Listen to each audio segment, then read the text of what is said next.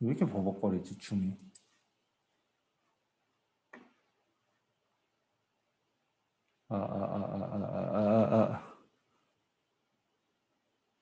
프로젝터를 띄워놔서 그런가? 자, 세포 과정에서 포도당이 분해가 되잖아요. 포도당이 산소랑 반응해서 미토콘드리아에서 여기 뭐 이산화탄소하고 물하고 그때 이제 에너지가 나온다라고 하는데 이 에너지가 열로도 나오고 뭐 ATP도 된다라고 해요. 그럼 이게 이화작용이죠, 이화작용. 그치? 근데 이 ATP에서 조금 이제 헷갈리는 부분이 뭐냐면 여기 보면 이게 ATP야. 여기서 아데노신이라 그러고 거기에 인산기가 3개가 붙어 있고 그 사이사이에 이제 고에너지 인산결합이라고 하는 건데 ATP라고 하는 물질을 우리 몸에서 뭔가를 해야 될 때 에너지를 필요로 한단 말이에요. 우리 몸에서 활동할 때 자연스럽게 확산되는 걸 제외하면 대부분 다 에너지를 써야 돼요. 특히 이제 뒤에 가면은 막전이 나올 때 보면은 세포막 주변에 그 신경세포 뉴런 세포막 주변에 나트륨, 칼륨 펌프가 있는데 뭐 그런 거 작동할 때라든지 ATP를 지속적으로 소모를 하게 되는데 이게 왜 그러냐면 포도당을 분해해도 에너지는 나오는데 포도당이 분해하는데 우리 몸에서 되게 빨리 분해가 되는 게 아니야. 빨리 분해가 되는 게 아니라고. 우리 몸에서 포도당이 몸 안에 있다가 에너지 필요한데 그럼 포도당 딱 이렇게 분해가 되는 게 아니고 생명과학 2에 가면 배우는데 포도당이 분해되는 과정은 시간이 좀 걸려요. 미토콘드리아에서. 그래서 우리 몸에서는 어떻게 하냐면 세포에서 포도당을 미리 분해를 해. 분해하면 그때 에너지가 나오잖아. 그러면 열로 나오는 형태는 체온을 데우는 데 보통 쓰고 일부 에너지는 ATP라고 하는 데다 저장을 해놔. 그럼 이 ATP는 분해하는 속도가 굉장히 빠르죠. ATP는 우리 몸에서 에너지 필요할 때 ATP를 탁 분해하면 여기서 이제 이 인산기가 떨어져 나갈 때 그때 많은 에너지가 나오게 되거든. 그러면 이게 인산기가 3개 붙어 있는 거는 아데노신 3인산이라고 해요. 이게 원래 아데노신 트리포스페이트가 돼요. 그러니까 니네는 외우기 힘들면은 3포스페이트 T가 있으면 3라고 생각하면 돼요. 아데노신 2인산 한 개가 떨어지면은 아데노신 2인산, 아데노신 다이포스페이트인데 그냥 니네는 W라고 생각하면 돼요. W면 2개 붙어 있는 거고 트리플이면 3개 붙어 있는 거다. 이렇게 생각하면 되거든. 이게 하나 붙어 있는 거는 아데노신 1인산 AMP라고 해. 근데 고등학교 2학년 버전에서 보통 안 나와. AMP라고 하면 아데노신 모노포스페이트라고 해서 인간 하나 붙어 있는 건데 보통 우리 몸에서는 이 ATP를 즉각 분해할 수 있기 때문에 ATP를 탁 분해해서 나오는 에너지로 우리 몸이 주로 활동을 해요. 그래서 어떻게 하냐면 포도당을 분해할 때 나오는 에너지로 그걸 ATP에 저장을 해요. 그럼 어떻게 저장을 하냐면 요때 나오는 에너지로 ADP를 ATP로 바꿔주는 거예요. 이 포도당을 분해할 때 나오는 에너지를 이용해서 몸에서 ADP를 ATP로 바꾸는데 이게 무슨 말이냐면 ATP를 사용을 할 때는 이 인산기가 하나 떨어져. 이 떨어져 나온 거를 무기인산이라고 그러거든. 여기 보면 무기인산이라고 되죠. 무기인산 하나가 떨어져 나오면서 에너지가 탁 나와. 그러면 사용하고 난 ATP는 ADP로 바뀌어서 몸 안에 돌아다니거든. 돌아다니다가 버리는 게 아니고 이 ADP를 다시 이제 ATP로 돌리려면 다시 인산기를 붙이면 되는데 그때는 에너지를 필요로 하는 거야. 우리 몸에서는 ATP를 사용을 하는 과정에서 에너지가 나와. 에너지가 방출이 돼. 에너지가 방출되면 준서야 이화작용이야, 동화작용. 이화작용이죠. 방출이 이화작용이고 ADP를 ATP로 이제 ADP로 바뀌면 버리는 게 아니고 우리 몸에서 다시 ATP로 돌려놓거든. 이거는 에너지를 방출하면서 이게 됐으니까 다시 에너지를 흡수를 해야지 이걸로 바뀌는 거야. 이건 동화작용이 되겠지. 그러면 이 동화작용할 때 이 에너지를 어디서 얻냐면 포도당을 분해할 때 나오는 에너지를 쓰는 거야. 그러니까 이게 잘 들어봐. 포도당을 분해하는 과정에서 포도당 분해는 이화 과정이야. 그렇지. 에너지가 나오지. 그 에너지를 ADP가 흡수해서 ATP로 바뀌어. 이건 또 동화작용. 그래서 뭐 이화작용이랬다, 동화작용이라고 그랬다. 되게 헷갈려요. 그 문제 해결됐지, 이제 진짜. 무슨 말하는지 알겠지. 되게 잘 생각을 해보세요. 이 과정에서 ADP 입장에서는 ADP가 ATP로 바뀔 때 에너지를 흡수하는 거야. 포도당 입장에서는 분해되는 거니까 에너지가 나오는 건데 그 에너지를 ADP가 흡수해서 ATP로 바꿀 때는 동화작용이 일어나요. 이해됐어? 무슨 말인지? 이게 되게 헷갈리거든요. 그래서 항상 호흡 과정에서 ADP가 ATP로 바뀌는 동화작용이 일어난다라고 하면 맞는 말이에요. 근데 호흡이 이화작용이니까 동화작용이라고 했다고 틀렸다 그러면 안 돼. 그치? 그럼 호흡 과정에서는 포도당이 분해되는 이화작용이 일어난다. 이런 맞는 말이에요. ADP가 ADP로 전환되는 동화작용이 일어난다라고 하면 그것도 맞는 말인 거야. 여기가 되게 헷갈리고 잘 물어보는 거야. 단골로. 수능 특강에 있는 문제를 물어봤는데 그 문제에 이 내용이 있어서 그런 거야. 됐지? 그래서 ATP, ADP는 내가 안 그래도 이번 주에 설명을 좀 해주려고 했어. 그것 때문에. 안 그래도 질문 딱 잘했네. 그거 하면 되고. 예원이 혹시 뭐 질문 있니? 없어? 다 외웠어? 내가 요거랑 이제 이화작용, 동화작용 보시면 되고요. 그리고 여기서 이제 조금 나요. 세포 호흡에서 나오는 에너지를 ADP가 흡수해서 ATP로 바뀐다. 이렇게 되어 있죠. 설명도. 근데 보통 놓쳐. 니들이 보다 보면 여기를 잘 자세히 안 봐가지고. 자, 요 시험은 항상 이제 고정적으로 시험 문제 한 문제 정도 잘 나온단 말이야. 이거 알고 있어야 돼요. 이거 증류수에다가 건조 효모를 넣고 효모액을 만든 다음에 이 효모액에다가 뭘 넣죠? 증류수하고 음료수. 이거 일종의 연역적 탐구입니다. 연역적 탐구. 연역적 탐구인데 실온군하고 대조군이 있을 텐데 이게 바로 뭐예요? 이게 대조군이에요. 대조군. 내가 뭔가 보고 싶어서 그 일이 벌어지는 곳은 실험군이라고 그러고 실험군, 대조군 물어보면 아무것도 안 일어나는 거는 대조군.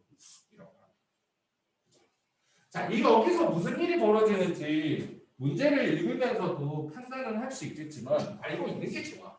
알고 있는 게. 여기서는 무슨 일이 벌어지는 거야? 포도당을 효모가 분해하는 거예요. 포도당을 효모가 분해하는 건데 이거는 효모는 호흡을 하는 게 아니고 주로 무산소 호흡을 하는 거예요. 발효를 해요. 발효. 이 발효 과정에서 포도당이 뭘로 바뀌냐면 뭐 생기는지 아는가요? 알아? 정말 포도당이 다시 아니야. 발효 이거 이화작용이에요. 이화작용이고요. 에탄올하고 CO2 이산화탄소가 발생합니다. 그래서 이게 이화작용이 이 발효 과정이 얼마나 일어나는지 보고 싶어. 이 관에다가 여기 나와 있는 기체 나와 있지. 이게 발생하는 기체가 보이는 거야. 이렇게 생긴 관에다가 실험 시작할 때 이거 거꾸로 해가지고 액체를 가득 찬 상태에서 이렇게 돌려놓거든요. 그러면 액체가 여기 처음에 꽉 차 있어. 꽉 차 있어.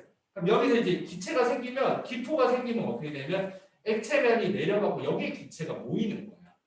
그래서 문제에서 말로 나오면 글로 그림으로 나와 그러는데 수면이 뭐 내려간다 이런 표현이 나오면 기체가 모였으니까 수면이 내려가는 거예요.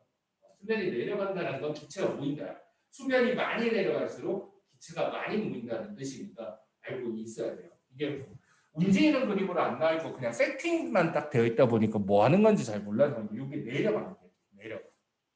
그 다음에 요새 이제 잘 물어보는 게 이거는 다 알아. 기체가 많이 발생하는 거 왜 많이 발생해? 당연히 효모가 발효를 많이 한 거야. 뭐가 많이 들어있어서? 효모에 발휘되는 포도당, 당분이 많이 들어있어요. 그래서 여기 음료수 넣어서 A, B, C, D 중에서 아마 제일 달달한 음료수가 많이 내려가겠죠. 이산화탄소 기체가 많이 모여. 이건 이제 다 아는데 이상한 얘기가 조금 나와. 이상한 얘기가. 굳이 이거 물어봐야 되는 거. 자, 요거 중요합니다. 요거 꼭 보세요. 대충 보고 넘기지 말고. 거기 보면 발생한 기체가 이산화탄소임을 확인하는 방법이라고 되어 있는데 여기 이제 기체가 모여. 기체가 모이는데 무슨 기체지 확인할 때 수산화 칼륨을 많이 써. 수산화 칼륨 써도 되고 수산화 나트륨 써도 됩니다. 중요한 건 염기를 쓰는 거야. 염기. 이게 화학학과 3년기 배웠죠. 수산화 거시기 이런 거 다 염기거든. 이 염기성 물질을 넣어서 확인하는 이유가 이 기체가 이산화탄소가 산성기체라서 그래요. 산성기체인 이산화탄소는 물에는 잘 안 녹아. 물에는 잘 안 녹는데 염기성 수용액은 굉장히 잘 녹아요. 그래서 이 기체가 모여 있을 때 이렇게 모여 있는데 여기를 좀 수산화칼륨 용액을 조금만 넣으면 기체가 다시 녹아버려요. 수면이 다시 쭉 올라가 버리죠. 이게 산성기체인 이산화탄소일 가능성이 높구나. 이거를 수산화칼륨을 통해서 확인하는 거예요. 이 산과 염기를 활용해서 하는 거예요. 그리고 요즘에 또 이것도 잘 물어보더라고. 여기는 이제 얘기가 잘 안 나오는데 발효하는 과정에서 에탄올이 발생을 하거든. 그리고 이 맹가루 쪽 말고 반대쪽에도 보면 여기 막아놓잖아요. 그치? 막아놓거든. 그럼 이거를 뚜껑을 까면 어떻게 되냐고 자꾸 물어봐. 뚜껑 따면 어떻게 되느냐, 막아놓은 부분을 빼면 어떻게 되느냐라고 하는데 에탄올이 여러분들 알다시피 물보다는 증가를 더 잘해요. 그렇기 때문에 여기를 까면 에탄올이 이렇게 날라. 에탄올이 날아. 자, 에탄올이 날아가면서 수면이 더 내려간다라고 해도 되고 원래 정확히는 뭐냐면 뚜껑을 열면 뚜껑 오픈하면 어떻게 되냐면 에탄올이 증발을 하게 되고 에탄올이 증발을 하게 되면 효모의 활동이 증가를 하게 됩니다. 그래서 어떻게 되냐면 이산화탄소가 더 발생을 하게 되고 그래서 수면이 내려가는 거예요. 정확하게 말하면. 근데 여기 좀 이상하게 느껴지는 게 에탄올이 증발하는데 왜 효모 활동이 증가하는지 궁금할 수도 있어. 안 궁금한 표현 여기서 보니까 나 안 궁금한데. 근데 문제는 그거 물어볼 수도 있으니까 알려주는 건데 얘 그거 들어봤니? 이렇게 발효하면 이제 술을 만드는 거야. 에탄올이 생기니까. 우리 전통적으로 막걸리 같은 거, 와인 우리나라 전통주는 아니고 와인, 막걸리 이런 거는 발효주라고 하는데 그 효모를 이용을 해가지고 밥을 발효시키면 그게 막걸리야. 막걸리 할 때 이제 밥을 지어가지고 거기에 효모를 발효시키거든. 포도주는 와인은 포도로 하는 거고, 그렇지? 사과로 하면 사과주가 되는 거고. 그치? 그래서 그 보통 발효하면 막걸리 좋아해, 은사? 먹어봤어? 안 먹었지. 막걸리 먹어보면 약간 톡 쏘는 맛이 있거든. 그게 발효 과정에서 이산화탄소가 생겨서 탄산음료처럼 조금 톡 쏘는 맛이 있어요. 와인 같은 경우에도 원래 이산화탄소가 있는데 그걸 자연스럽게 많이 생기게 하면 샴페인이 되는 거고. 근데 보통 오랫동안 발효를 시키니까 이산화탄소 기가 보통 다 날라가고. 그래서 보통 와인은 스파클링이 아닌 경우가 더 많기는 해. 근데 그거 들어봤어? 발효해서 만든 술이 있고 소주 같은 술은 위스키 이런 술 들어가요. 양주라고 해가지고. 그거는 발효해서 만드는 술이 아니고 뭐에서 만드는 거래? 그 중학교 때 나옵니다. 중학교 안 나온 척하면 나중에 걸러서 만드는 거야. 여운이는 안 들어봤어? 소주 어떻게 만드는 거야? 중학교 때 혼합물에 분리할 때 그 항상 많이 나와거든요. 막걸리로 소주를 만든다. 그 뭘 이용하는 거야? 그 증류를 이용하는 거야. 증류. 그런 술들을 독한 술들을 증류주라고 하거든요. 증류주. 이게 발효를 아무리 오래 시켜도 알코올 도수가 그렇게 많이 안 올라갑니다. 그래서 발효주들은 다 도수가 낮아요. 많이 높아봐야 한 10도씨 내외 정도밖에 안 돼. 그럼 어떻게 더 독한 술을 만들고 싶으면 이거를 술을 끓이면 물보다 알코올이 증발을 잘하잖아. 그 증기를 모으면 알코올 성분이 많아져. 그리고 이제 밑에 있는 술에 있는 특수한 향들도 또 같이 올라오겠죠. 그거를 모은 게 맥주를 증류하면 위스키가 됩니다. 맥주를. 와인을 증류하면은 꼬냑이 되고 들어는 봤나? 꼬냑이라는 소리고 막걸리를 증류하면 소주가 됩니다. 갑자기 내가 이 얘기를 왜 했을까? 아까 말했지만 이게 중요한 거야. 막걸리를 가만히 놔둬도 도수가 안 올라간다고 그랬어요. 이게 왜냐면 효모가 막 이렇게 발효를 하다 보면 알코올 도수가 올라가는데 니네 알코올 뭘로 많이 쓰냐면 술에도 많이 쓰지만 주용도가 또 뭐죠? 소도. 그러니까 이 알코올 성분이 많아지면 자기들이 활동을 못하는 거야. 자기들이 싸움은 똥무대기들 때문에 자기가 활동을 못하는 거야. 근데 뚜껑을 열어주면 어떻게 돼? 에탄올이 증가해버리니까 자기들이 또 활동할 수 있는 거야. 화학 공부하는 친구들은 니는 화학도 하잖아. 가면 4단원 가면 가역반응이라고 배우잖아. 생성물이라는 게 생기면 그 생성물이 제거를 해줘야지 다시 화학 반응이 계속 일어나게 싶거든. 효모의 물질들에서도 마찬가지예요. 그래서 이게 에탄올이 증가를 하면 왜 이산화탄소가 위에서 내려가거든. 어떤 애들은 단순하게 에탄올이 증가하면 액체가 줄었으니까 내려가는 거 이렇게 생각하는데 조금 자세하게 물어보면 에탄올이 증가하면 효모의 활동이 증가하거든요. 에탄올이 많아지면 효모 활동이 떨어지게 되거든. 됐죠? 너네가 이제 똥 싼 걸 치워줘야지 이제 밥을 먹지. 똥 싼 걸 여기다 그냥 그대로 쌓아놓으면 밥이 안 먹힌다고. 약간 그런 느낌이야. 좀 더러운 비유지만 그치? 여기까지 알고 있으면 요거 나오는 문제는 거의 완벽하게 합니다. 완벽하게. 요 정도는 알고 있어야 돼. 요즘에 이게 교육과정이 바뀌고 벌써 한 3년차, 4년차 되다 보니까 조금씩 문제들이 업그레이드 되기 시작해서 그냥 맹간부에서 기체 많이 생기는 게 활동 활발하다 그것만 가지고는 문제가 안 풀리더라고. 그거까지는 알고 있어야 돼요. 그다음 생명활동과 에너지 이거 이제 간단하게 빨리빨리 얘기할게. 니네 뭐 알아서 하라 그랬었는데 지난번에 영양소의 소화 흡수인데 이 소화 과정 이거 다 알아야 되고 학교 선생님 취향 따라 다르겠지만 어떤 선생님들은 니네 중학교 때 배워서 패스트 하고 넘어가고 어떤 학교는 이거 되게 빨리 소화한다고 어떤 선생님은 니네 중학교 안 배워 중학교 때 배웠지만 다 잊어버렸을 거야 하면서 하나씩 소화 그거 다 얘기해 주거든. 니네 그거 효소하고 다 알아야 돼. 다 알지? 녹말은 뭐에 의해서 소화되는 거야? 그치? 아밀레이스. 아밀레이스가 나오는 곳은 침샘. 하나 더 있어. 그치? 정확하게 말하면 소장에서 분비되는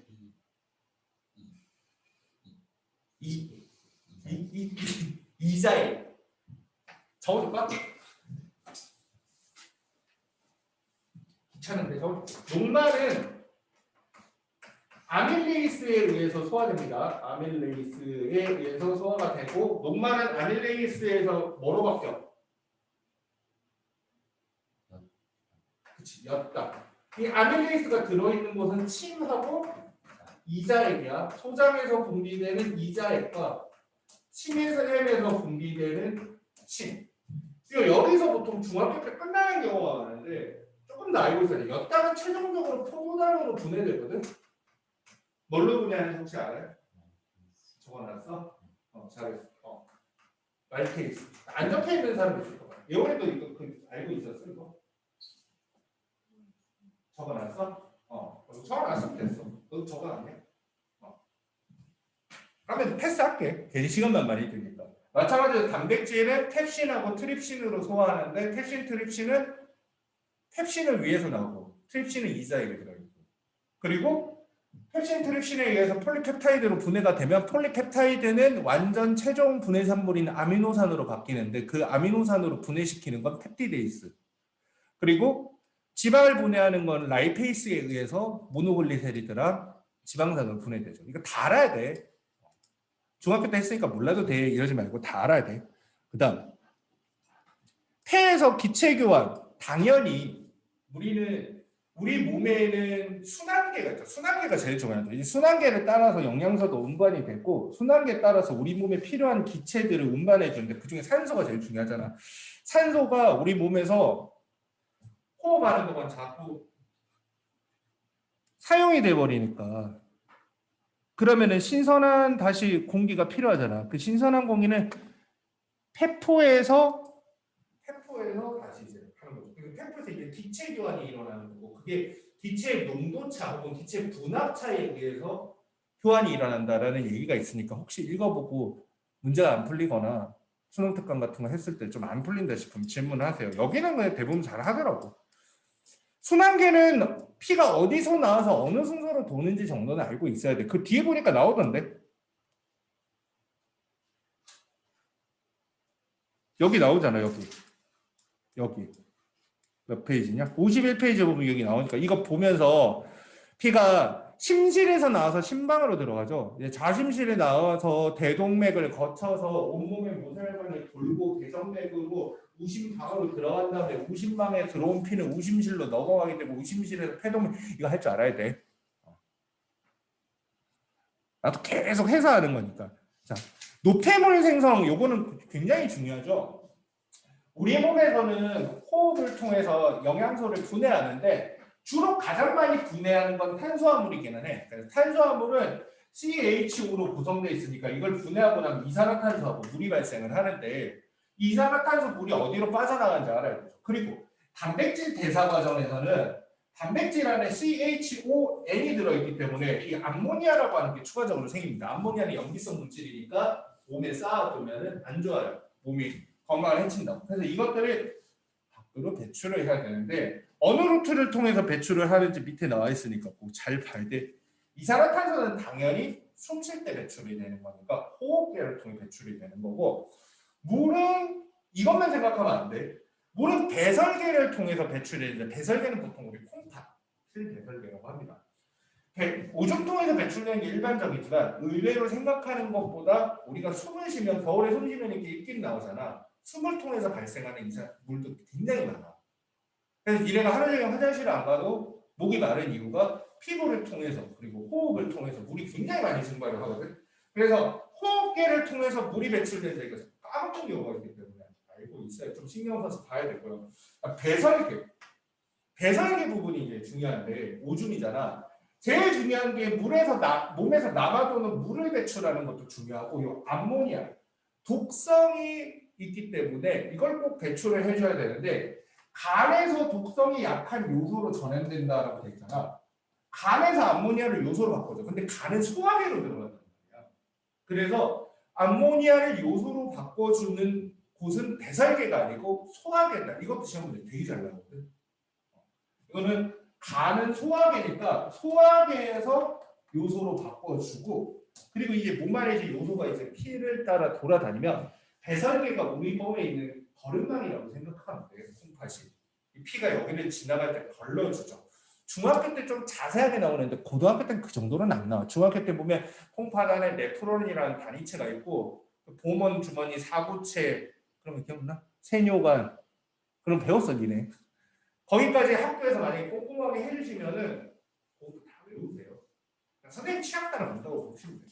그래서 걸레면 몸 안에서 이제 배설계에서 걸러가지고 쭉 해서 방광으로 오줌이 나오는 거죠. 그래서 방광이 어느 정도 차면 우리는 오줌 마렵다 하고 그런 거죠. 근데 여기가 뒤에 항상성 배울 때 항상성에서 우리 몸의 삼투압 조절하는 거랑 이 배설계랑 연결이 되기 때문에 굉장히 잘 나오는 주제니까 알고 있어야 돼요. 근데 앞에 부분 수업할 때는 이 정도 중요하다는 거 알고 있어야 돼요. 배설계에서 물, 간에서 바꾼 요소는 콩팥을 통해서 간다는 거. 그리고 이 실험 잘 나오거든. 생콩즙으로 오줌 속 요소 확인하기라고 돼 있는데 간단하게 얘기해 줄게. 여기 보면 유레이스라고 하는 효소가 등장해요. 유레이스. 이게 콩즙에 많이 들어있대요. 생콩즙. 왜 생콩즙이라고 하냐면 효소들은 단백질로 구성이 되어 있기 때문에 가열하면 파괴가 되거든요. 생으로 쓰는 거야. 만약에 이제 문제에서 그냥 실험금 대조군으로 생콩즙이 아니고 끓인 콩즙을 쓰게 되는 경우는 이 실험이 제대로 안 된다 정도는 알고 있는 게 좋지. 요소가 영어로 UREA 유리아. 그래서 이 유레이스라고 하는 게 뜻이 뭐냐면 이걸 분해하는 유리아를 분해하는 효소죠. 유레이스.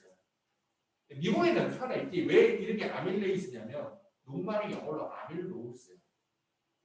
아밀로스를 분해하는 효소는 아밀레이스. 근데 우리나라는 녹말, 아밀레이스. 녹말 분해 효소라고 하면 돼요. 웃긴 놈. 이게 요소를 분해하는 효소를 유레이스라고 하는데 이게 암모니아는 좀 염기성인데 이게 간에서 요소로 바꿔놓으면 살짝 중성으로 바뀌어요. 요소는 거의 중성이거든. 아주 약한 염기성을 띠기는 하는데 거의 중성이라고 보거든.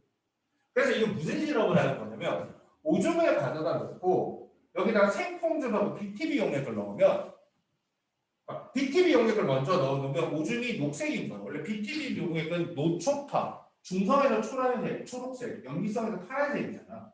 근데 초록색을 띠게 되는데 생콩즙을 넣고 휘적휘적 해주면 푸르게 나오는 이유가 이 유레이스가 요소를 다시 암모니아로 구애를 시켜버려요. 이것 때문에 푸른색으로 나오는 거야. 실험 내용은 알고 있어야지 문제 푸는 시장이 없거든. 이거 알아야 됩니다. 유레이스. 혹시 모르니까 요소 분자 구조 그려줄게. 요소는 이렇게 생겼습니다. 이렇게 생겼어요. 여기가 약간 암모니아 비스무리하게 생겨요. 여기가 이제 끊기면서 암모니아로 바뀌어요. 아마 근데 분자부터 적으라고는 안 할 거고 그냥 참고하라고. 암모니아가 왜 요소가 되고 요소가 암모니아가 될 수 있는지. 여기 당연히 별로 안 중요한 것 같이 보여도 시스템을 이해하라고 써놓은 거니까 좀 꼼꼼히 읽어보고 문제 풀다가 잘 모르는 부분을 질문하세요. 나중에 이제 테스트도 보고 하면 모의고사 보면 니들이 이거 잘 안 되는 사람은 어떤 사람인지 다 보이니까 그때 가서 갈 거야지. 일단 좀 내용을 좀 빨리 풀자.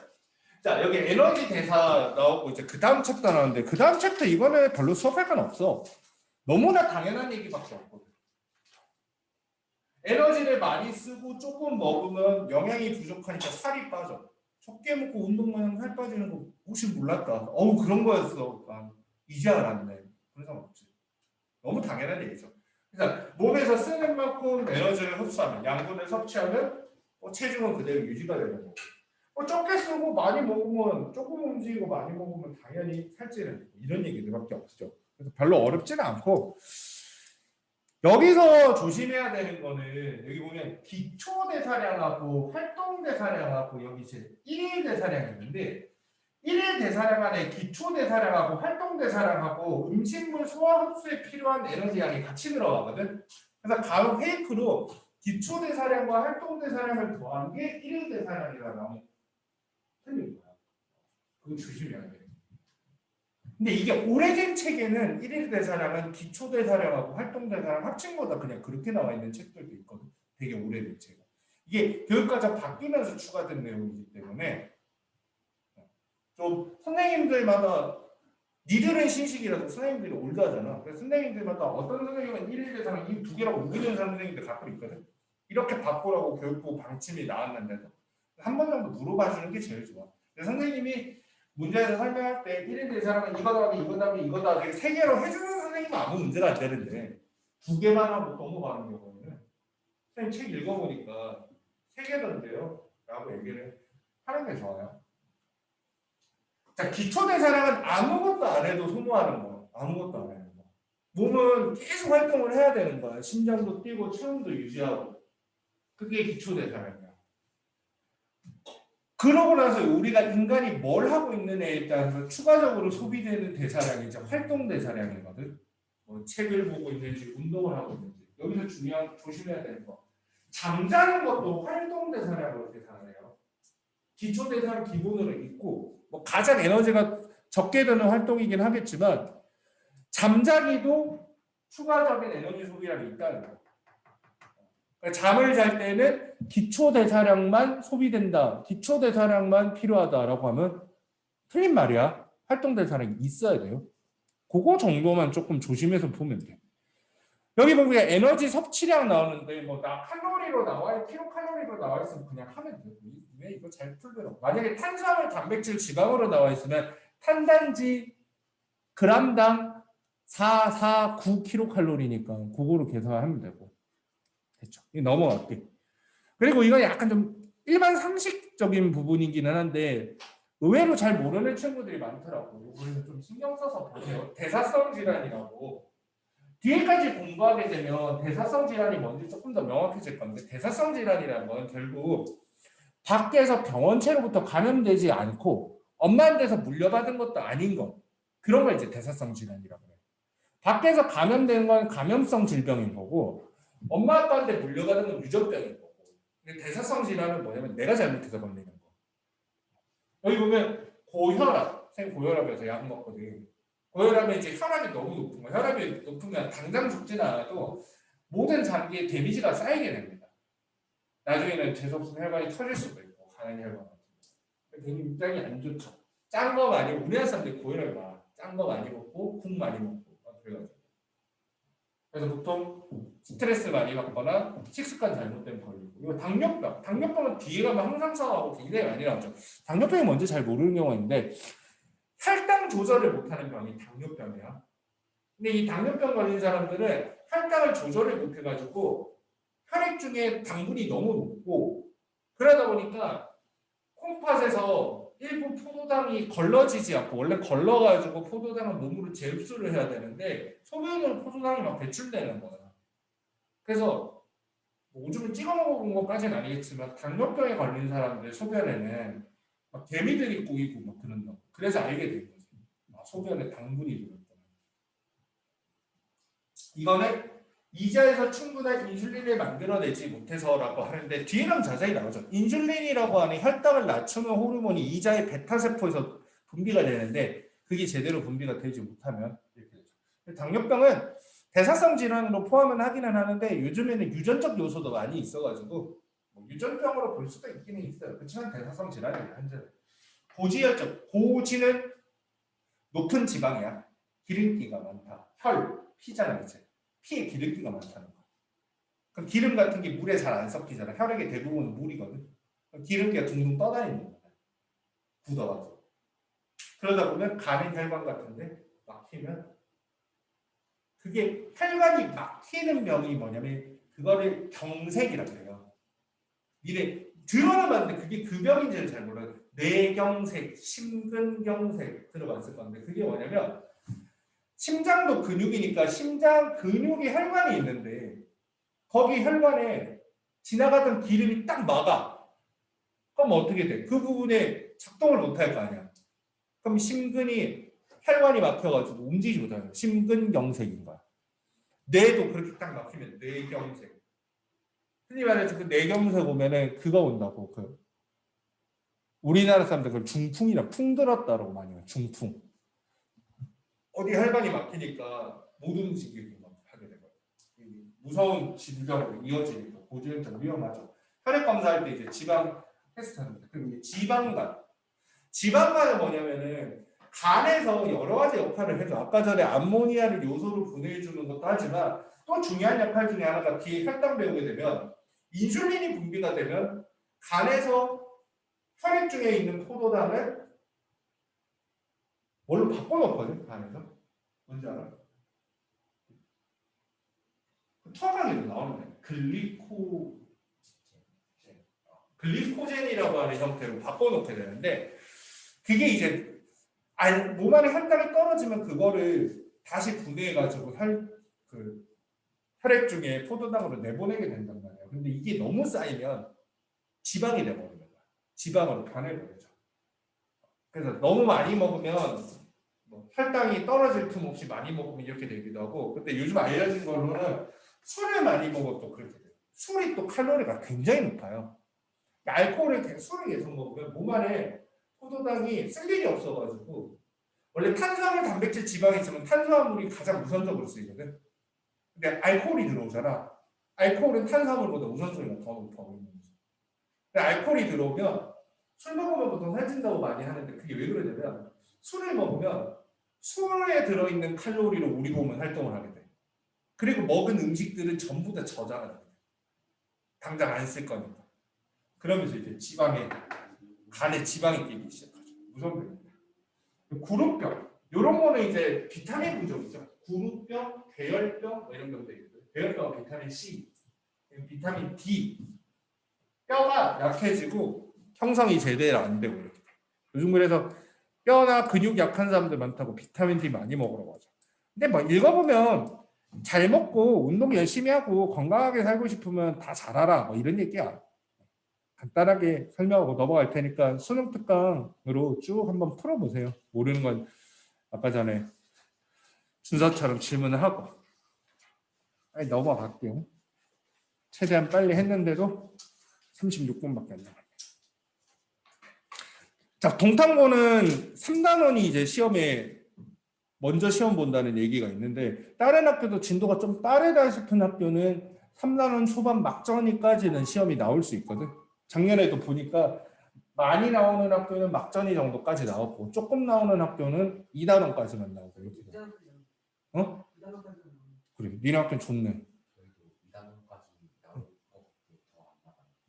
그게 원래 정상인데 약간 2단원까지 하면 선생님들 느낌이 조금 쉽다고 느끼기도 하고 아까 전에 뭐 그러면 이제 순환계, 소화계 그런 거 할 때 중학교 때 다 배웠다고 생각하고 선생님이 대충 설명해 버리면 시간이 남거든. 진도 훅 빠지게 돼. 그래서 3단원 들어가는 학교들이 조금 있어요. 니네 시험 범위 얘기해줬어, 은사? 응. 어디 정도까지 중간고사 나올 거다 뭐 이런 얘기 안 해줬어? 아, 안 보냐? 몰빵이네. 오늘은 그래도 여기 흔히 말해서 유전 제외하고는 생명과학에서 제일 어렵다고 하는 파트 중에 하나니까 같이 한번 또 봅시다. 예전에 수업 한번 치른 것 같기는 한데 또 뭐 사람마다 설명하는 방식이 다르니까 몰랐던 거 알게 될 수도 있고 알던 것만 안 헷갈리면 되고. 자, 여기 신경에 대한 얘기를 하고 있습니다. 신경. 자극의 전달이라고 하는데 우리 이제 외부 자극이 있으면 자극을 느끼는 건 실제로 자극을 받은 건 손이 자극을 받아도 손에 와서 뭐가 닿았다는 걸 우리가 뇌가 인지를 하는 거죠. 이게 신경을 통해서 이렇게 가는 거예요. 그래서 만약에 신경이 끊어지면 손에 뭐가 닿아도 닿인지도 모르고 이렇게 돼요. 이래 뭐 교통사고 나거나 해가지고 목이나 뭐 척추에 손상 오면서 신경 끊어져가지고 뭐 하반신 마비니 전신 마비니 그런 사람들 들어가죠. 그게 이제 신경이 끊어져서 밑에 부분에 감각도 없어지고 움직이지 못하는 그런 상황이 되죠. 이렇게 신경은 우리 몸에서 아주 중요한 역할을 하는데 이 신경을 구성하는 세포들은 일반 세포와는 생김새가 조금 달라. 이걸 이제 뉴런이라고 하죠. 뉴런. 문제 풀거나 설명하다 보면 계속 뉴런의 부위에 대한 얘기를 굉장히 많이 하니까 이름에 대해서 익숙해져 있어요.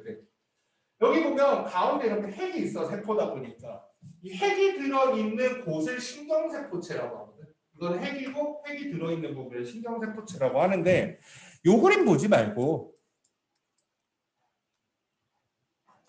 이 그림 보시는 게 나아요. 그 옆에 있는 거. 이 그림 보고. 왜냐면 여기 보면 원심성 뉴런은 이렇게 생겼는데 구심성 뉴런 같은 경우는 신경세포체가 양쪽 끝에 있는 게 아니고 여기 가운데 이렇게 달려있거든. 그러니까 이거는 신경세포체 없다라고 생각하는 거거든요. 신경세포체는 이렇게 생긴 뉴런은 대가리 부분이기 때문에 신경세포체가 되는 거고 이렇게 생긴 뉴런은 여기가 이제 신경세포체가 되는 거고 이렇게 차이가 있죠.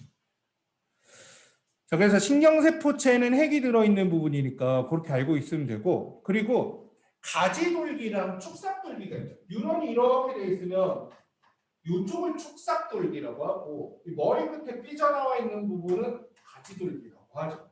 근데 아까도 말했지만 구심성 뉴런 말고 원심성 뉴런 같은 경우 원심성 뉴런 말고 구심성 뉴런 같은 경우는 신경세포체가 여기 있어가지고 신호 전달이 이렇게 되면 여기가 가지돌기고 여기가 나머지가 축삭돌기가 되는 거예요. 됐죠? 네, 이거는 보고 그냥 외우면 되고 뉴런은 마리집이라고 하는 것이 이제 쌓여 있는 경우도 있고 마리집이 없는 경우도 있죠. 마리집 없는 경우, 마리집 있는 경우 이렇게 돼 있는데 마리집이 있으면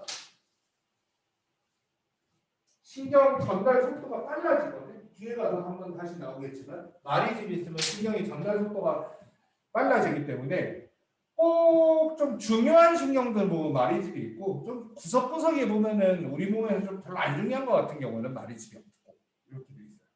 이 마리집을 펴보면 하나하나가 세포인데 이 마리집을 피면 이게 수반세포라고 해요. 그래서 이거 그림 보고 수반세포는 뭐고 마리집은 뭐예요? 그런데 마리집은 이렇게 둘둘둘 뭐가 말려있는 것처럼 생겼다고 마리집이라고 처음에 이름을 붙인 거고 나중에 알고 봤더니 이제 현미경 발달하고 해서 봤더니 이거 하나가 세포라는 걸 알게 돼요. 핵도 들어있고 이게 슈반세포로 이루어진 마리집이라고 하죠. 이 마리집과 마리집 사이는 랑비의 결절이라고 합니다. 이건 나중에 이제 막전이 할 때 조금 더 나오죠. 그래서 마리집이 있는 신경은 마리집 신경, 없는 신경은 민마리집 신경. 자, 이거 좀 귀찮죠? 뉴런이 이제 세 가지 뉴런으로 되어 있거든요. 구심성 뉴런하고 연합 뉴런하고 원심성 뉴런이라고 되어 있는데 구심점이라고 하면 여기 우리가 이 친구 예원이가 우리 반의 구심점이야라고 하면 예원이를 중심으로 모인다는 뜻이잖아.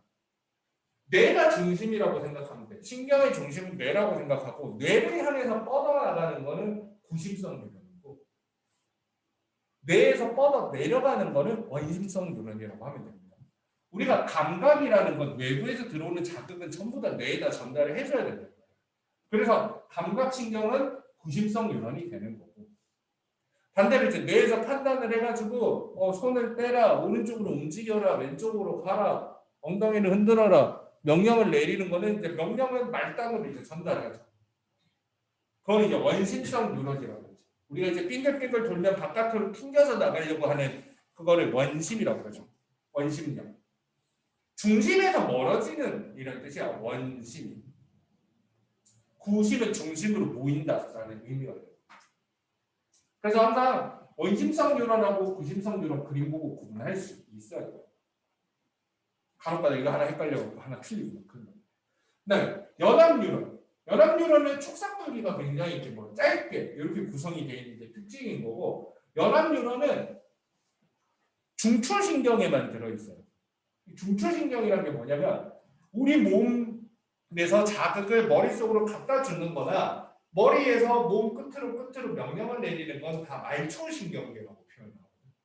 근데 이제 판단을 하고 명령을 내리는 이 핵심은 중추라고 그래요. 중추. 그러니까 명령의 중추다. 대장이라고 생각하면 돼요. 이게 뇌하고 척수가 중추신경이란 말이에요. 뇌하고 척수. 척수랑 뇌는 연합 뉴런으로 구성이 되어 있다라고 하죠. 너무 그림 많이 보고 이름 정확하게 알면 됩니다. 뉴런의 신호 전달 경로 나와 있는데 외부 자극이 구심성 뉴런을 통해 뇌에 있는 연합 뉴런에 전달을 해주고 거기서 이제 판단을 해가지고 원심성 뉴런을 통해서 근육에 명령을 내린다 뭐 이 정도. 외울 게 많아서 그렇지. 근데 의외로 있잖아. 그냥 외우면 된다 이런 부분에서도 되게 많이 틀려와요. 그러니까 내 기억력을 믿지 말고 여러 번 보세요. 자, 그다음 흔히 말하는 킬러 혹은 준킬러 문제가 나오는 이 막전이라고 하는 내용인데 예전에 잘 들어가지고 이해 잘했으면 다행인데 여기 좀 어려워하니까 오늘 또 다시 한번 여기까지 설명하는 거를 목표로 할게요. 시간이 좀 빠듯해서 말이 좀 빨라도 이해할 수 있도록 말이 좀 빨라고 잘 이해가 안 되면 내가 녹화해놨어 올려줄 테니까 다시 한번 보면서 또 읽어보면서 모르는 거는 질문하세요. 보통 막전이 혼자 공부하면 여기서부터 보는 경우가 많은데 여기 아무리 가봤자 막전이 공부하는데 별로 도움이 안 돼. 이거는 천천히 봐도 돼. 이거는. 분극, 탈분극, 재분극이라고 하는 그 단어 정도만 보고 그냥 넘어가는 게 나아요. 오히려 우리는 이걸 이해를 해야 돼. 이거. 흥분 전도라고 되어 있는 이 부분이 2페이지 넘긴 거거든. 한 장 크게 넘기면 이거 나오는데 이게 도대체 무슨 그림인지를 완벽하게 이해를 해야지 이 단원의 문제가 풀리고 앞에 거 읽어보는 거에 의미가 생겨. 이게 뭔지를 모르면 앞에 굉장히 보고 있어. 이를 보면 막전이 어렵다면서 그 앞에 걸 보고 있는데 그 앞에 거 봐도 별로 도움이 안 돼. 이거를 잘 이해해야 돼. 여기에서 배우고 싶은 건 뭐냐면 이거예요. 뉴런이라는 데는 이 신경에는 전기가 흐르는 거랑 비슷하게 신경이 그 자극이 이렇게 전달이 되거든. 그러면 뉴런에서 여기에서 발생한 신호가 이렇게 전달되는 과정을 흥분 전도라고 하는 거야. 방금 내가 전달이라는 단어를 섞어 썼지만 전도가 맞는 거예요. 뉴런은 뒤에 보면 나오겠지만 길게 이렇게 뻗어 있으면 여기서 이렇게 흥분이 전도가 되고요. 다음번 뉴런으로 이렇게 바톤 터치 딱 할 때는 여기서는 전달이 이루어진다라고 해요.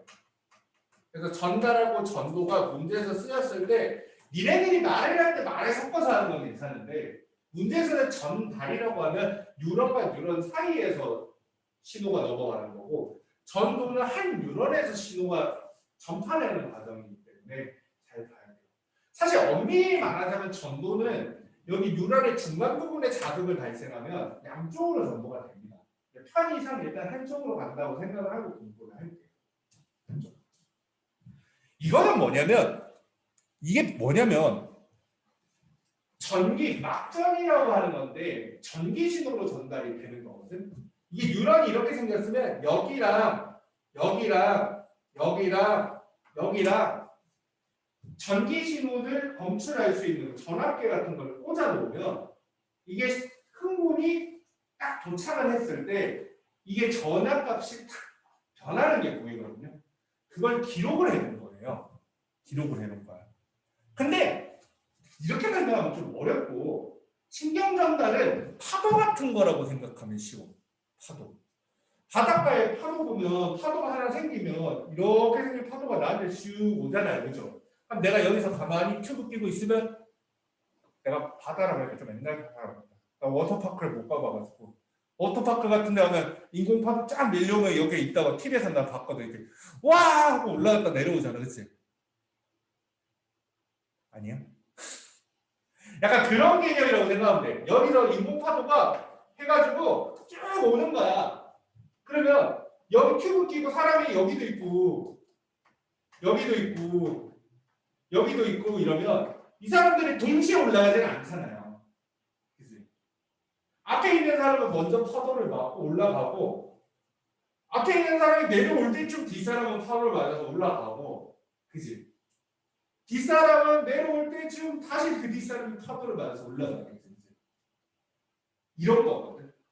이 그림은 뭐냐면 니네가 파도 올라오는 거 기록해보라 하고 여기 기다린 거야. 1, 2, 3, 4에다가 전압 꽂아놓고 기다린 거야. 근데 제일 앞쪽에 있던 사람은 어떻게 돼? 시작하자마자 파도를 맞잖아.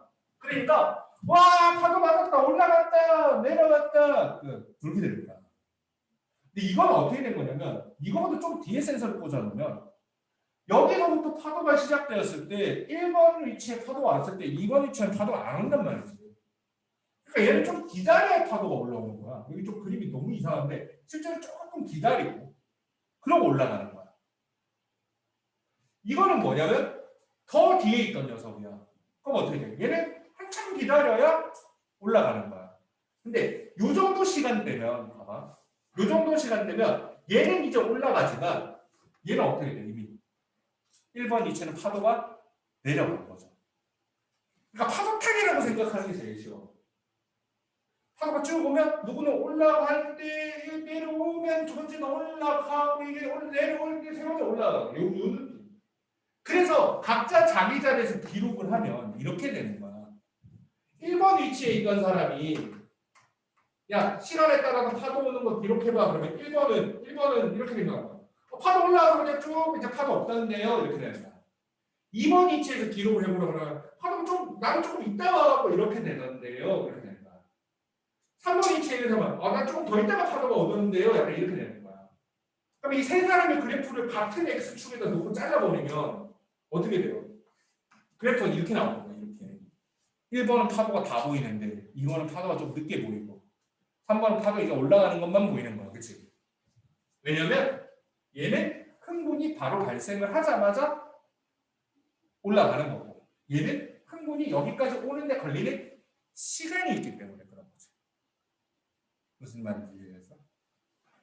자, 그럼 이제 흥분이 딱 왔다 그러면 이제 파도를 타는데 파도 타고 이렇게 올라갈 때가 무슨 일이 벌어지냐면 이게 막자리가 올라간다고 표현하거든.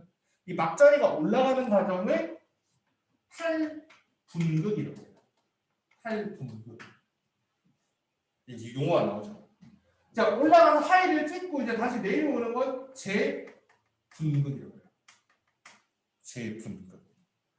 이 앞에 보면은 그래프가 이렇게 더 온전한 그래프가 더 잘 보이게 돼.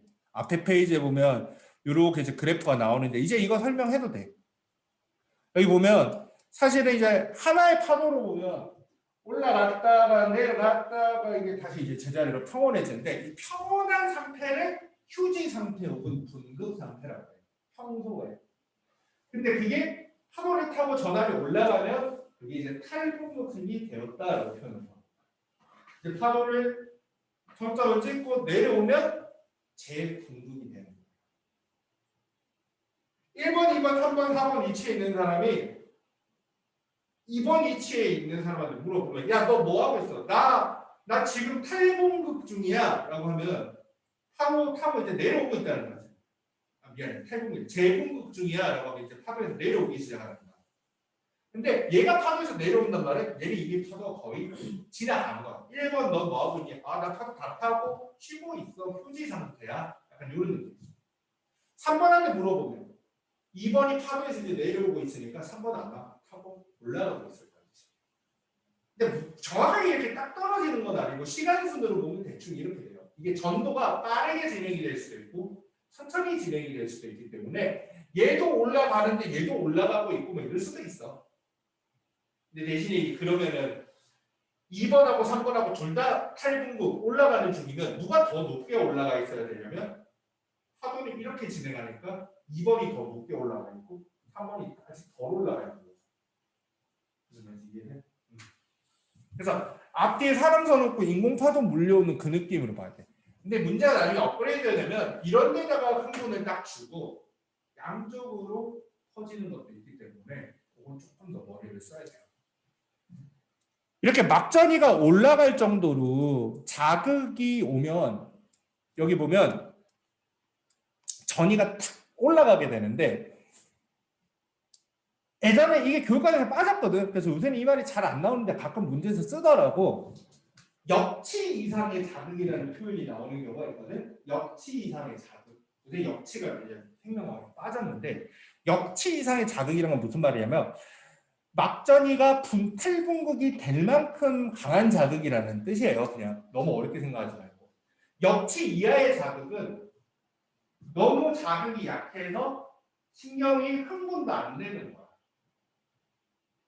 예를 들면 물에다가 물 이만큼에다가 소금 알갱이 하나 정도 넣어도 소금물은 소금물이잖아. 근데 내가 입에다 넣으면 이게 짠지 안 짠지 전혀 모르겠단 말이지. 이런 거는 역치 이하의 자극이 되는 거고. 소금을 왕창 부어갖고 이게 먹으면 아짜 하잖아, 그렇지? 그건 이제 역치 이상의 자극이 되는 거야. 역치 이상의 자극이 벌어져야 전압이 올라가는데 이 전압이 왜 생기냐면 오히려 생명 선생님들이 잘 몰라서 자세히 설명도 안 해주고 문제도 잘 안 나와. 그래서 니네도 대충 알아도 되기는 돼. 되기는 되는데 그래도 궁금해하는 사람도 있고 선생님이 몰라서 설명 안 해준다고 할까봐 좀 간단하게만 이 전압이 왜 생기는지 보여준다면 원래 플러스 마이너스 전압을 가진 입자들이 이렇게 분리가 돼 있으면 이게 플러스는 마이너스 쪽으로 마이너스는 플러스 쪽으로 가려고 하는 힘이 있기 때문에 그게 전압이 되는 거예요. 전압. 안과 밖에다가 이게 여기를 확대를 해놓은 거거든. 축삭을 확대해서 보면 이 축삭의 안과 밖에 플러스 마이너스가 해놓은 거야. 그게 어떻게 생기는 거냐면 원리가 여기 표시가 안 돼 있는데 원래는 몸 안에는 니네 소금 같은 거 많이 먹기 때문에 니네 그 얘기 들어봤지. 소금을 많이 먹으면 당연히 안 좋지만 또 뭐 몸에 필요하긴 필요하다고. 그 땀을 많이 흘리면 물을 마시는 것보다는 이온 음료를 먹으라고 하는 이유가 우리 몸에서 전해질이 없으면 우리 몸이 작동을 안 하거든. 전해질이라는 게 이온이야, 이온. 그래서 몸 안에 이온이 되게 많아요. 근데 대부분 생명과학책이 표시가 안 돼 있는데 원래 음이온, 양이온이 같이 있는 거야, 같이. 음이온, 양이온. NaCl 용액이라 그러면 어떻게 돼? Na 플러스랑 Cl 마이너스 같이 있잖아. 실제로 몸 안에 그 염화 이온들이 굉장히 많이 있어요. 음이온들이 많이 있단 말이야. 얼마만큼 있어야 돼, 그 음이온은? 양이온 개수만큼 있어야 돼. 그래야지 플러스 마이너스 균형을 맞추죠. 근데 이 밸런스가 왜 깨지는 거냐면 이 나트륨 칼륨 펌프 이게 중요하거든. 이게 뭐냐면 나트륨은 밖으로 배출을 하고 칼륨은 축삭 안으로 이렇게 들고 들어와. 얘는 공짜로 돌아가는 펌프는 아니기 때문에 이거는 ATP를 소모합니다. ATP를 소모해야만 작동하는 펌프예요. 이 펌프가 한 번 한 번 돌 때마다 밖으로 나트륨은 빼주고 안으로 칼륨을 넣어주는 거야. 뭐 그렇게 해봐야 안에 있는 양이온 하나 밖으로 빼고 밖에 있는 양이온 하나 안으로 들고 들어오는데 그게 뭐야? 무슨 일이 벌어지냐? 처음에 이런 게 작동하지 않으면 안과 밖의 나트륨, 칼륨 이온의 농도가 같아요. 무슨 말인지 이해돼? 나트륨 이온이 골고루 퍼져 있고 칼륨 이온이 골고루 퍼져 있으니까 양쪽의 나트륨 이온의 농도가 같고 양쪽의 칼륨 이온의 농도가 같은데 이 펌프 때문에 어떻게 되냐면 바깥쪽은 나트륨 이온의 농도가 높아지는 거야. 안쪽에는 어떻게 돼? 칼륨 이온의 농도가 높아지는 거죠. 근데 니네 그거 알지? 농도가 차이가 나면 확산이 일어납니다. 농도가 높은 곳에서 낮은 곳. 농도가 높은 곳에서 낮은 곳. 니네 그거 배웠어. 통합과학에서 세포막을 통해서 단순 확산, 촉진 확산. 통합과학 때 저기 앞부분에 1학기 때 배워. 그때 한번 배우고 언제 다시 배우냐면 생명과학 7에 다시 하는 거야. 근데 생명과학 1 때 배웠던 거 승민이 기억나니? 단순 확산, 촉진 확산하는 거 기억나? 단순 확산은 어디로 이루어지는 거야? 그냥 저 농도에서 고농도에서 저농도로. 촉진 확산도 고농도에서 저농도로 가는 거예요. 확산이 원래 고농도에서 저농도로 물질이 이동하는 현상이 확산이야. 준서 단순 확산 기억나? 기억나는데 단어만 기억나고 그게 뭐였는지 기억이 안 나? 아이고 여나 기억나? 안 나? 그냥 말로만 간단하게 이렇게 알고 있는 게 좋아. 세포막은 물로 구성되어 있대. 세포막을 구성하는 물질. 단백질 맞아. 단백질도 있고 뭐 하나 더 있어. 인지질이. 맞아. 인지질. 인지질과 단백질로 구성되어 있다는 거거든. 인지질 이중층으로 이렇게. 근데 이것도 세포막이란 말이야. 인지질 이중층 이렇게 돼 있단 말이야. 이런 그림 기억 안 나? 이렇게 돼 있던 거? 이런 거 있었지, 그치? 그러면 요 사이사이에 인지질 분자 사이사이를 통과하면 단순 확산이고 이 사이를 통과 못하는 애들은 세포막에 보면 막단백질이라고 해가지고 단백질 통로가 있거든. 그쪽으로 통과하는 촉진 확산이 되는 거야. 기억나요? 근데 이온들은 단순 확산은 이산화탄소하고 산소 같은 거. 인지질 분자 사이를 통과할 수 있는 거. 아미노산이나 포도당이나 이온들은 촉진 확산을 하거든. 그러니까 이게 중간에 이게 그때 배웠던 막단백질이라고 생각하는데 이 통로를 통해서만 이동을 하는데 농도가 안에 칼륨 이온의 농도가 높으니까 어떻게 돼? 칼륨이 다시 밖으로 빠져나가려고 하는 거지. 바깥에 나트륨 이온의 농도가 높으니까 이 펌프 때문에 나트륨 안으로 들어오려고 하겠지. 근데 그 통로를 통해서만 지나가야 되니까 통로가 막혀 있으면 못 지나가는 거야. 평소에 이 통로가 거의 닫혀 있어. 단 칼륨 통로가 완전 다 닫혀 있는 게 아니고 통로가 한 5개 있으면 하나 정도 살짝 열려 있는 거야. 이중연 보이거든. 평소에는 어떻게 돼 있다? 이게 휴지 상태. 평소에는 어떻게 돼? 나트륨 칼륨 펌프가 작동을 해. 이것 때문에 나트륨 이온의 농도가 밖에 높고 칼륨 이온의 농도가 안에 높아. 나트륨 이온은 안으로 들어가고 싶어하고 칼륨 이온은 밖으로 빠져나가고 싶어해. 농도가 높으니까. 근데 칼륨 나트륨 통로 중에서 칼륨 통로만 살짝 열려 있는 거야. 그러다 보니까 이제 칼륨이 자꾸 빠져나가죠. 그럼 어떤 일이 벌어지냐면 아까 전에 말했지만 양이온만 있는 게 아니고 음이온도 같이 있거든. 근데 양이온 한 개 한 개 들고 오고 이렇게 했을 때는 아무 문제가 안 생기는데 이 통로 때문에 안에서 양이온이 자꾸 바깥으로 조금씩 빠져나가는 거야. 그럼 어떻게 돼? 바깥쪽에는 음이온보다 양이온이 그치 많아지는 거야. 안쪽에는 어떻게 돼? 음이온보다 양이온이 적어지는 거야. 그래서 안쪽에 이렇게 마이너스 이렇게 표시되어 있고 이게 플러스라고 되어 있는 거야. 이해가 돼요? 거기 보면 이렇게 되어 있잖아요. 이렇게 마이너스 플러스 이게 이렇게 해서 생기는 거야. 그치만 어떻게 돼?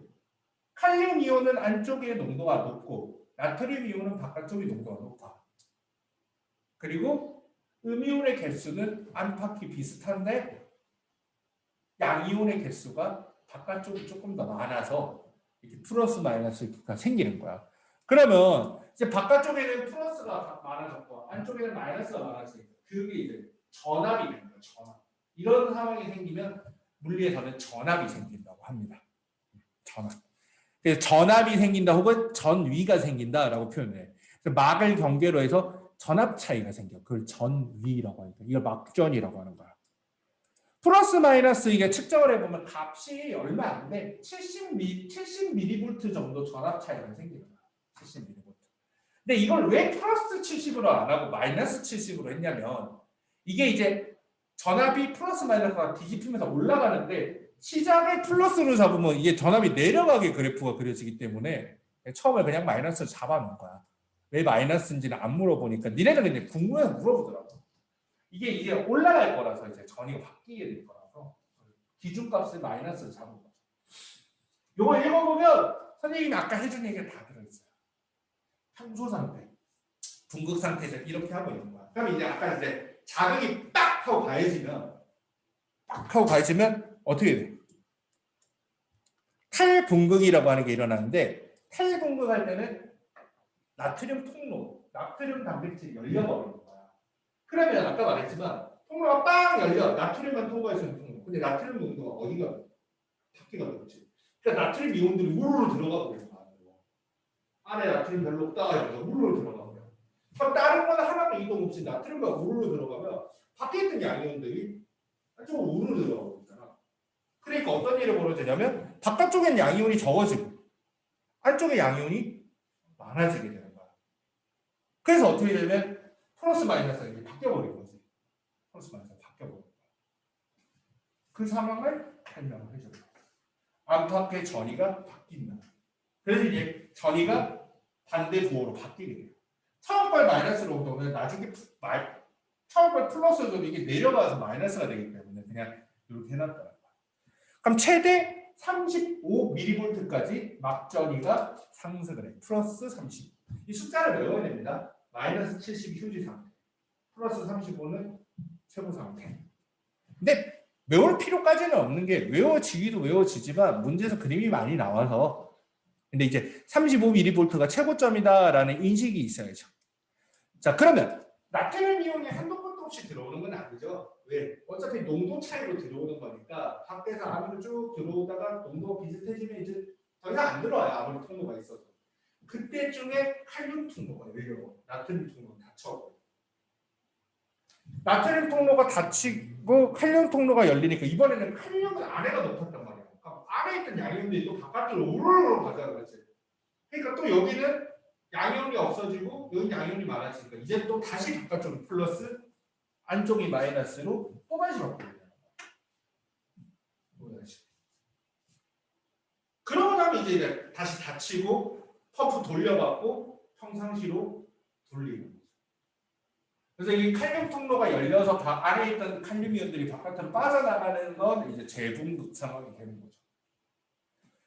요새는 이렇게 단계별로 말도 많이 나오지만 요 그래프도 굉장히 잘 나와. 요 한 장 넘기면 확대경 해가지고 그래프 나오는데 이게 무슨 말인지 이해한 사람은 시간 순으로 이해한 사람은 이거 별거 아닌 그래프인데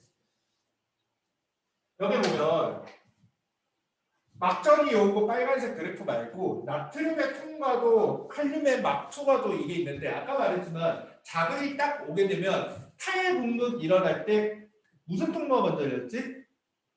그치. 나트륨 통로가 열렸지. 그럼 나트륨이 막을 경계로 해서 이동하는 양이 많아지잖아. 그래서 여기 나트륨이 올라가는 거야. 근데 재분극 될 때는 나트륨 통로가 닫히고 칼륨 통로가 열리잖아. 그래서 나트륨 투과도는 떨어지고 칼륨이 투과도가 뒤늦게 상승을 하는 거예요. 이걸 그래프로 표현하는 거죠. 그리고 평상시에 투과도는 나트륨보다는 칼륨이 조금 높은 게 아까 말했잖아. 칼륨 통로는 조금 열려있다고 했잖아. 완전 닫아져 있는 게 아니고. 그래서 통로가 10개 중에서 한두 개 열려있다 보니까 평상시에 투과도는 이게 높은 거야. 그거를 다 그래프로 표현한 건데 당연히 시험에 나오면 무슨 그래프가 뭔지 안 나오겠지. 그래서 한 번 더 그리고 이게 되게 요새 잘 나오는 그래프니까 앞에 말로 길게 한 거야. 그래프 한 방에 그려놓은 거니까 되게 좋은 거죠. 네, 아는 사람 눈에는 저 뭐하고 뭐하는 그래프인지 보이는데 아닌 사람은 잘 안 보인다고. 방금도 말했지만 각 단계별로 일어나는 일들이 되게 중요하죠. 당연히 탈분구에서 뭐가 일어나고 과분구에서 뭐가 재분구에서 뭐가 일어나고 하나만 더 설명할게. 이 재분구 일어날 때 전압이 쭉 떨어져서 마이너스 70mV가 되는데 한 번 밑에까지 찍고 올라오거든. 한 마이너스 80까지 찍고 이렇게 올라오는데 이걸 이제 과분급되었다라고 표현해요. 과분급. 이 과분급되었다가 이게 굉장히 중요한 게 뭐냐면 여기서 지금 전위를 측정했는데 야 2번 지금 몇 볼트야? 라고 했는데 지금 플러스 20mV인데요? 라고 하면 이게 올라가는 도중인지 내려오는 도중인지를 잘 몰라. 근데 야 1번 너 뭐하고 있어? 지금 마이너스 80mV인데요? 하면 마이너스 80mV인지 좀 여기 하나밖에 없거든. 지금 완전히 재분급 거의 끝난 상태다라는 걸 딱 알려주는 거니까 요 수치는 시험에서 이제 지금 현재 상태 찾을 때 되게 많이 나와. 이 무역이 더 중요합니다. 그래서 파도가 오는 걸로 하든지 아니면 파도로 하기 이해하기 힘들면 자극이라는 게 지나가면서 야! 한번 때리면서 간다고 생각하면 돼. 그러면 1번보다 2번이 뒤늦게 뺨을 맞잖아. 2번은 늦게 열어. 3번은 더 늦게 맞잖아. 더 늦게 열어. 이렇게 된다는 거죠. 그래서 이 그래프만 잘 이해해도 이 단어는 공부가 거의 다 끝난 거예요. 다만 여기가 문제 만들기가 좋다 보니까 지랄 맞은 문제들이 굉장히 기출에 많아. 어느 정도 난이도에 따라서 풀만한 문제도 있지만 너무 어려운 것도 많아.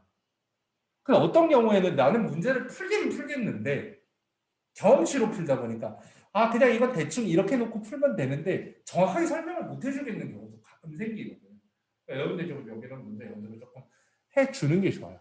문제 연습을 조금 해주고 완자책이나 수능 특강 가지고 있으면 수능 특강까지 해가지고 문제를 좀 풀어보고 학교 시험 대비할 때는 학교 시험 난이도 따라 다르지만 막전이 기출 문제 다 풀어보라 그래 그냥. 수능 기출. 왜 다 풀어보라 그러냐면 다 풀고 그냥 외우라고. 다 풀어보면 그 중에서 내가 머리 굴려서 풀리는 게 좀 있고 잘 안 풀리는 게 있어. 들으면 그런 건지는 알겠는데 내 머릿속에서 그게 답이 잘 안 나오는 문제들인데 그런 거 몇 개만 외우라 그래 그냥.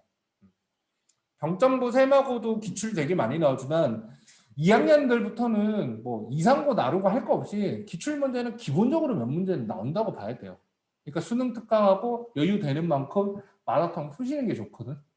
뭐 나도 풀라고는 하겠지만 일단은 개념 설명하는 거니까 수능 특강 정도만 완자책 하고 다 한 사람들은 수능 특강 정도는 좀 봐두세요 미리.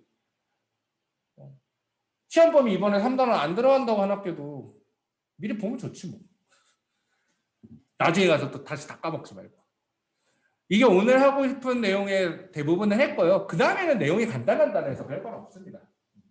아까 말했듯이 마리집 신경이 있고 민마리집이 있으면 마리집 신경이 이걸 전도된다고 하는데 전도가 더 빨라요.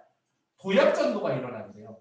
그래서 마리집 있는 부분은 전이가 발생을 안 하고 마리집 없는 부분만 골라가지고 이렇게 돼서 요게 간단한 문제로 시험에 잘 나와. 간단한 문제로 시험 범위 들어갈 때는 누가 신경의 전도 속도가 빠르냐라고 하면 가는 신경보다 두꺼운 신경이 전도 속도가 빠르고요. 그리고 마리집이 없는 것보다 마리집이 있는 게 전도 속도가 훨씬 더 빨라진다. 이 정도만 알고 있으면 됩니다. 그 다음 전도가 끝나면 아까도 말했지만 뉴런과 뉴런 사이에서는 이제 전달이 일어나야 되는데 이 간격을 시냅스라고 하거든요. 시냅스는 틈이라는 뜻을 가지고 있어요. 그래서 이 축삭돌기와 이 다음번 뉴런의 가지돌기 사이에서 전달을 해줘야 되는데 이 시냅스라고 하는 걸 통해서 여기는 화학 물질이 분비가 됩니다. 아까 전에 전도는 전기적인 방법으로 전달해요. 그래서 전도는 전기적인 방법으로 그리고 전달은 화학적인 방법으로 된다라고 이제 시험 문제 많이 물어보죠. 그거 할 때 그냥 보니까 이거 뭐 공부할 게 있나 싶은 내용이야, 그렇지? 여기 뭐 나온대.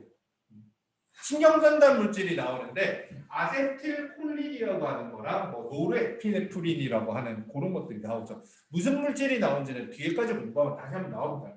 근데 여기서 하나는 알고 있어야 돼요. 그림만 보면은 놓치기 쉬운 게 하나 있는데 요거 소포라는 건 작은 주머니라는 의미예요. 시냅스 소포. 신경전달 물질이 들어있는 조그만 주머니가 있는데 이 주머니에서 물질을 어떻게 분비하냐면 이 신경전달 물질이 세포막을 통과를 못해. 세포막을 통과 못할 정도로 큰 물질들은 세포 안팎으로 어떻게 이동을 하냐면 세포막하고 똑같은 재질로 된 작은 주머니를 만들어요. 그 안에다 싸가지고 이렇게 바깥으로 가게 되면 이 주머니랑 여기랑 같은 성분이기 때문에 인지질 분자로 되어 있기 때문에 여기 닿으면 이게 붙어버리는 거야. 인지질 분자들이. 그러면서 어떻게 돼? 여기 융합이 돼가지고 여기가 이렇게 빠져나오게 되죠. 이런 과정이 벌어져. 그래서 문제에서 이 딱을 물어봐. 신경전달 물질을 분비하면 시냅스 넓이가 넓어진다. 무슨 소리인가 싶은데 방금 들은 얘기를 생각해보면 이게 뭔 말인지 알까? 이게 주머니가 붙으면 얘네들 입장에서 이게 이렇게 돼버린 거잖아. 그러니까 막의 넓이가 넓어진다고 그 얘기인 거야. 무슨 그딴 걸 물어보더라고. 근데 생각해보면 당연한 얘기인데 보통 거기까지 설명을 안 해주면 무슨 얘기인지 몰라서 틀리더라고요. 그 얘기를 해주고. 그러니까 한 번 분비된 신경전달 물질은 다음번 이제 축삭돌기를 자극을 해가지고 여기서 다시 이제 흥분이 벌어지게 하는데요. 분비된 신경된 물질이 계속 있으면 되겠어? 안 되겠죠, 그렇죠? 그래서 신경전달 물질은 분비해놓고 나서 어떻게 되냐면 다시 제어를 해줘야 돼. 그래서 다음번 분비하는 데. 그래서 이거 지나치기 쉬운데 여기 내용 꼭 가르쳐야 돼. 한번 분비했던 건 이제 그냥 다시 흡수를 해요. 자극했으니까 다시 흡수.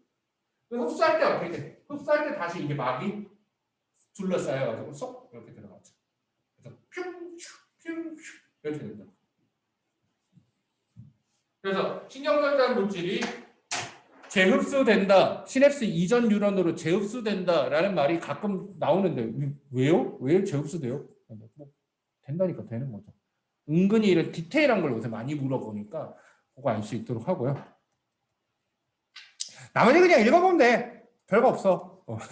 별거 없고 이 신경전달 물질 그 시냅스에 영향을 미치는 게 마약이죠, 마약. 마약 뭐 알아야 될 필요는 없는데 또 이런 건 또 궁금해하잖아. 약은 보통 이제 세 가지 타입으로 나눕니다. 와 하고 힘나게 하는 타입의 약이 있고 에이 하고 가는 약이 있고 헬렐레어라는 약이 있습니다. 보통 이제 하는 건 각성제라고 그러고 그리고 헬렐레어 하고 하는 거는 이제 진정제라고 해요. 진정제 계열. 그 약을 보통 이런 걸 업시키는 약이라고 그러고 이건 다운시키는 약이라고 해요. 스트레스 많이 받고 이런 사람들은 다운 계열 약물을 맞으면 굉장히 편하고 행복하고 헬렐레 잠 오는 그런 느낌이 된대요. 나도 안 맞아서 모르겠지만 업시키는 약을 먹으면 좀 늘 기운 없고 우울한 사람이 먹으면 막 신나고 흥분돼요. 이런 게 있죠.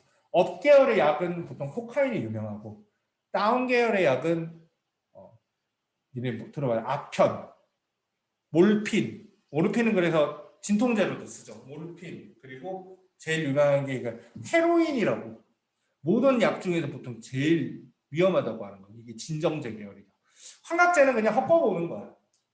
유명한 게 이제 대마초나 LSD, 뷰테인가스. 예전에는 그래서 부탄가스 흡입하는 사람들이 되게 많았어요. 요새는 부탄가스 환각작용이 있기 때문에 부탄가스 사가지고 휴대용가스를 이제 그 봉지에다 이렇게 짜가지고 이런 이제 환각작용이 있었고 옛날에는 그거를 하는 사람들 되게 많았고 청소년들도 그거 되게 많이 했어. 부탄가스 흡입하다가 폭발해서 사고 나고 이런 게 뉴스에 엄청 많이 나는데 요새는 그런 짓을 하지 못하게 부탄가스에다가 흡입하면 우익 하고 구역질 나오는 걸 넣어놔가지고 요새는 못하죠. 그냥 읽어보세요. 자, 막전에 공부해보고 모르겠으면 또 질문하고 오늘 여기까지 시간이 빡빡해가지고 좀 정신이 없었습니다. 수능 특강 풀어보고 질문해. 풀어보고 질문해 연어. 니네 이거 시험 범위라니까. 고생했어. 다음 수업 넘어가세요.